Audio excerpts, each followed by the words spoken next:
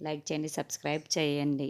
వసుంధరాదేవి మాలిని వాళ్ళ ఇంటికి వస్తూ ఉంటారు. ఇంతలో అక్కడున్న వసుంధరాదేవి వాళ్ళ ఆయన అయితే వసుంధరాదేవి చేతుల పేపర్‌లో తీసుకొని ఉండి, ఆ పేపర్స్ ఏంటి అని చెప్పేసి అడుగుతూ ఉంటాడు. ఆ మాటలు వినగానే అక్కడున్న వసుంధరాదేవి అయితే మళ్ళీ బిడ్డను మాలినికి ఇచ్చేయడానికి సంతకం చేసినట్టు ఉంది అని దేవి పేపర్స్ అని చెప్పేస్తూ ఉంటుంది.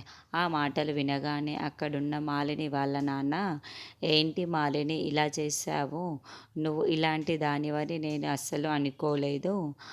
ఆ అక్క చెల్లెళ్ళ సంబంధం అంటే అది చాలా ముఖ్యమైన సంబంధం. ఒక అన్న తమ్ముడికైనా ఇలాంటి సంబంధం ఉండదేమో కానీ అక్క చెల్లెలకి ఎలాంటి సంబంధం ఉంటుందో తెలుసు కదా!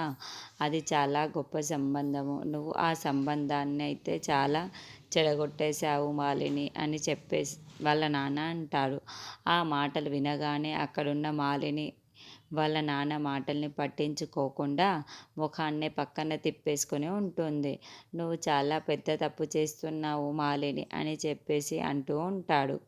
ఆ మాటలు వినగానే అక్కడ ఉన్న వాళ్ళ అమ్మ, ఏంటి మన పాపని మీరు శపిస్తున్నారా ఏంటి అలా మాట్లాడుతున్నారు అని చెప్పేసి అంటూ ఉంటుంది.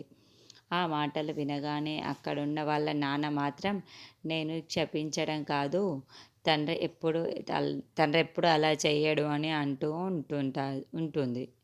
ఆ మాటలు విన్న వాళ్ళందరూ, మీరు బాగుంటే నాకు ఈ పరిస్థితి వచ్చేదే కాదు అని అంటాడు. మాలిని కూడా వాళ్ళ నాన్నని అంటూ ఉంటుంది.